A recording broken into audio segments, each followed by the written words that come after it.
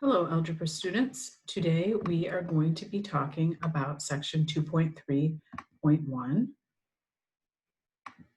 which is about writing an equation for a line given a point and a slope.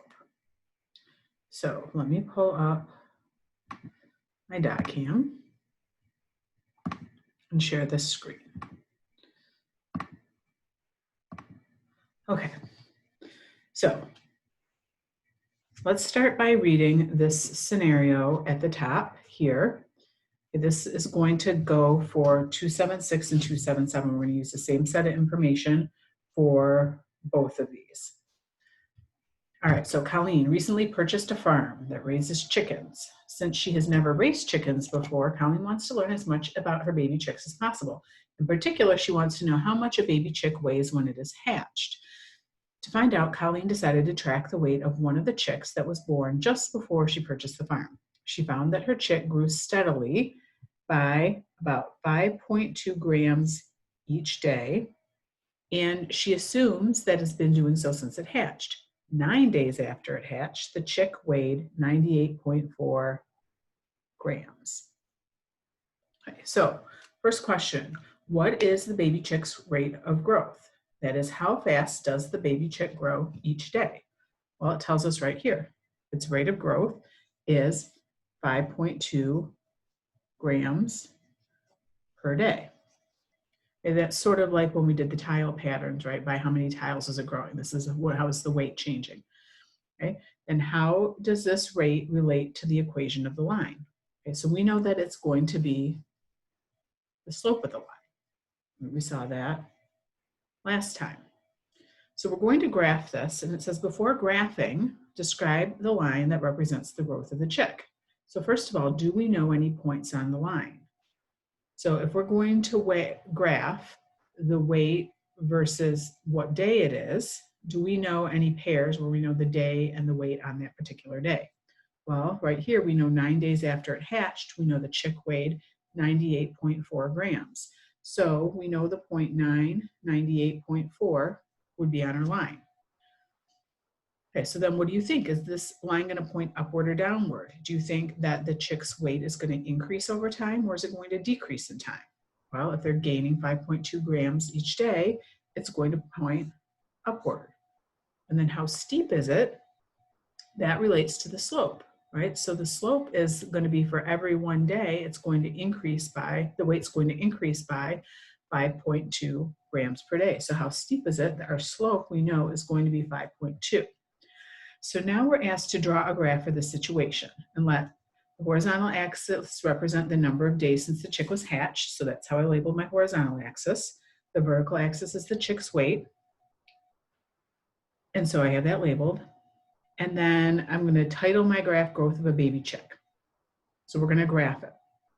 So you can see that I already have plotted the 0.9, 98.4. I estimated that as best I could. All right, so then to figure out how to draw my line, I know the slope is 5.2. So that means for every one I go over, I had gone up 5.2. So from here, for every one I'm going over, it's like I would want to go backwards. I would want to go down 5.2 and then go over one and go down 5.2 and over one and down 5.2. So what I did was I knew 98.4 was on my graph. So I wanted to figure out, okay, if I go backwards and I subtract 5.2, what would I get? So what I'm going to do is I figured those out. I'm going to plot those points as best I can. So here's 8, here's 90, 92, 93. So somewhere around here, right? And then at 7, it's at 88. So right there. So I have a few points. I could keep going, back if I wanted to, but I'm going to use these few points I have, and I'm going to draw my line so it goes through those points. Okay, I'm going to keep it going. I'm going to go back some more here. Okay, so there's my line. So what is the y-intercept of my graph? According to my graph, how much did Colleen's chick weigh on the day it was hatched? So the y-intercept is how much did the chick weigh on day 0? And looking at my graph, now yours graph could be tilted maybe a little bit differently if you had estimated these a little differently than I did. Okay, so mine looks like 48 grams. Okay, so my y-intercept looks like 0.48. And so how much did it weigh when it hatched? It weighed 48 grams on day 0. This is what my graph looks like. Yours could be a little bit different. Okay, now when will the chick weigh 140 grams? So 140 grams is right here. And so if I go over to here, to my graph, and then I go down, mine looks like about 16 days. Yours, again, might look a little bit different. So mine looks like after 16 days. All right, then, how are the minimum and the y-intercept related in this graph? So my minimum value and my y-intercept, so the lowest value and my y-intercept in this case are the same.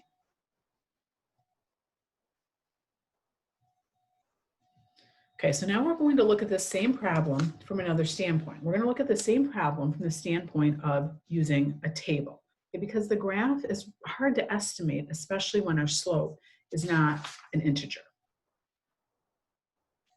All right, so now we are going to make a table with 2 columns. The first one is labeled days since birth.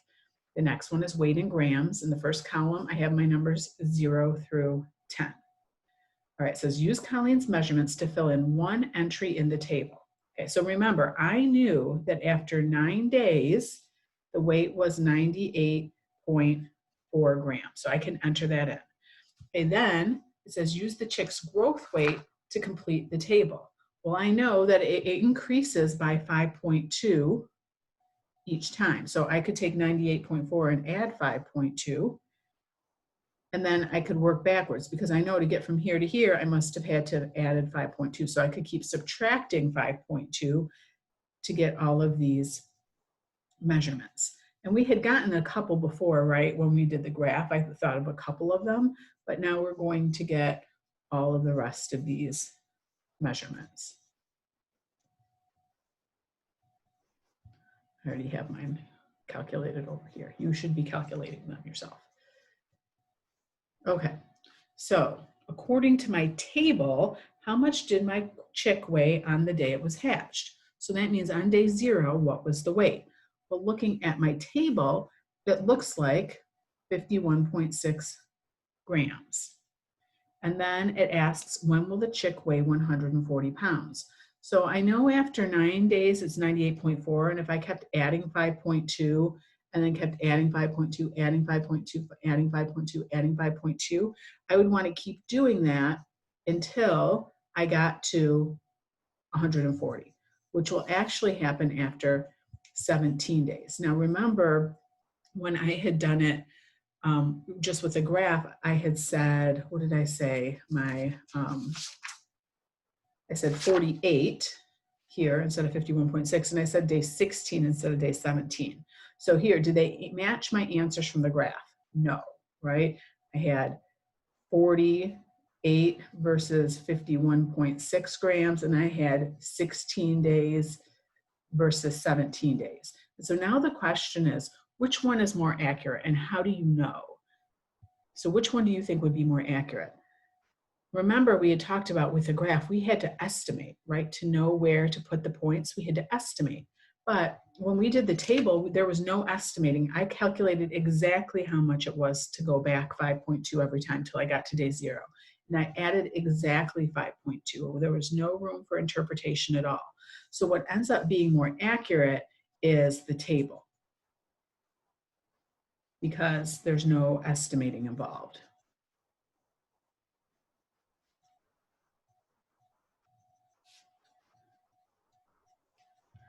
Okay, so what I want is a way to figure out things like, when did a chick weigh 140 grams, or what was the weight on day 0, without necessarily having to make a table, because that gets kind of tedious, right? So that's what we're going to talk about next. So thinking about the given information that I had, I was given that the chick's weight increased by 5.2 grams per day, and I was given on day 9 that the chick's weight was 98.4 grams. So thinking back just to the original information that I was given, we're going to talk about a way that we could get an equation using this information.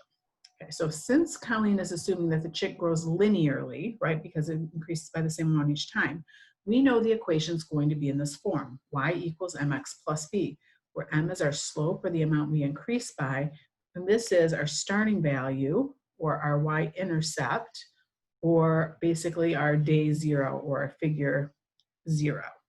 So without graphing, do we know what our slope and our y-intercept are? Do we know what they represent in the situation? Do we know either of these values?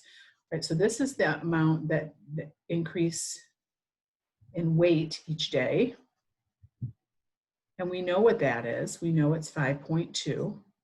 But were we given the weight on day 0? Okay, we weren't given it. We did figure it out in the table, but just to say this is what we were given, we were not given that. So what we want to do is figure out a way we can figure out day 0 using this equation. All right, so we already know the chick's growth rate, right, the 5.2. We're going to place this into our equation of a line and then talk about what's still unknown.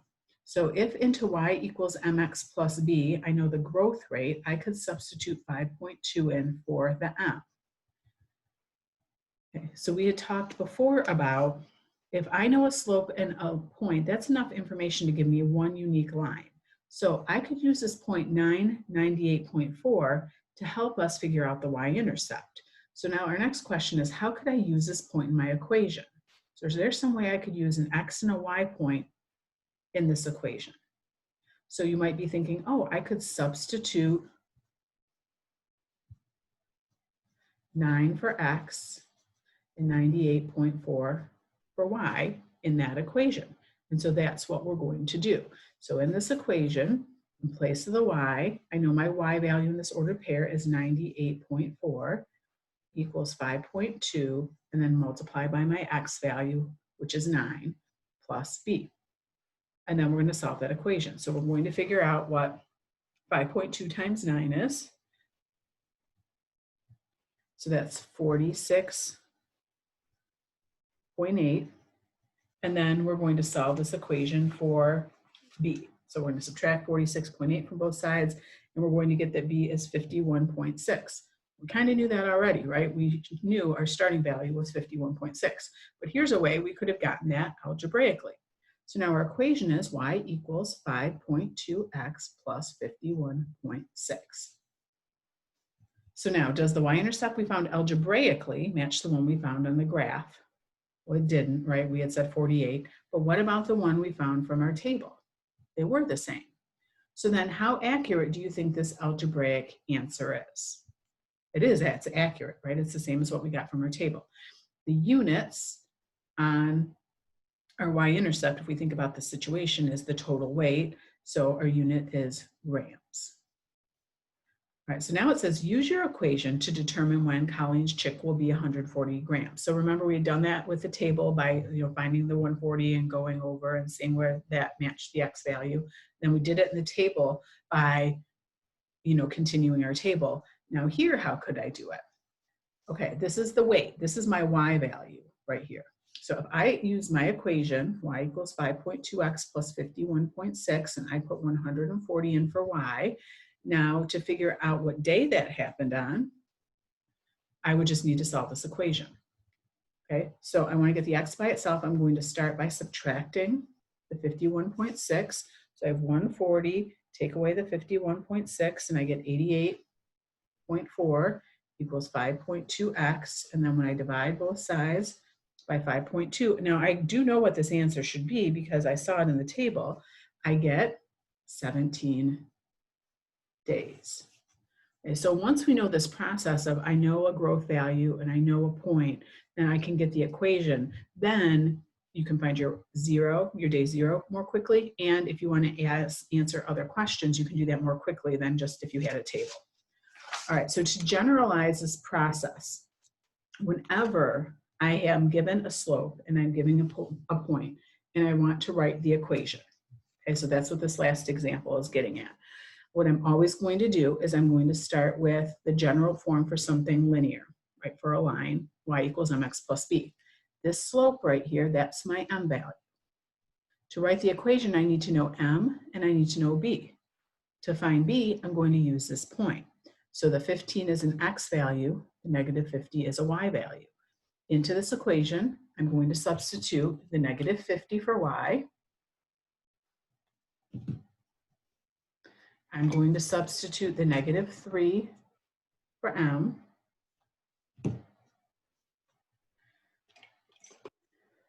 And I'm going to substitute the 15 for the x. And then I'm solving to find the b value.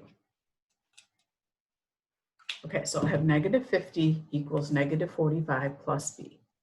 And then when I add 45 to both sides, I get that b is negative 5. So I've got my slope, I've got my y-intercept. My last step is to go back to this original equation and substitute those in. So y equals negative 3x minus 5. And we're going to write minus 5. We're not going to write plus a negative 5. Okay, let's try to be efficient about our symbol usage. So y equals negative 3x minus 5. Okay, so let's try this next one. It's going to always be the same process. So I'm going to start with y equals mx plus b. My slope is 0.5. And then I've got an x and a y value. So I'm going to substitute those in, my x and my y values. So I'll have 0 equals 0.5 times 28 plus b. Okay, so for my y, I put in the 0. For my m, I put in the half. And for my b, I put in the 28. And we're going to solve that equation. So 0 equals 14 plus b. Take 14 from both sides, so b is negative 14. Okay, final step is to take both of these and put them back into the original y equals mx plus b. So y equals half x minus 14. Okay, so that summarizes how we're going to use a point and a slope, and it could be given in a situation, or it could be just given, you're flat out given that information to write an equation for a line. Have a good day, algebra students.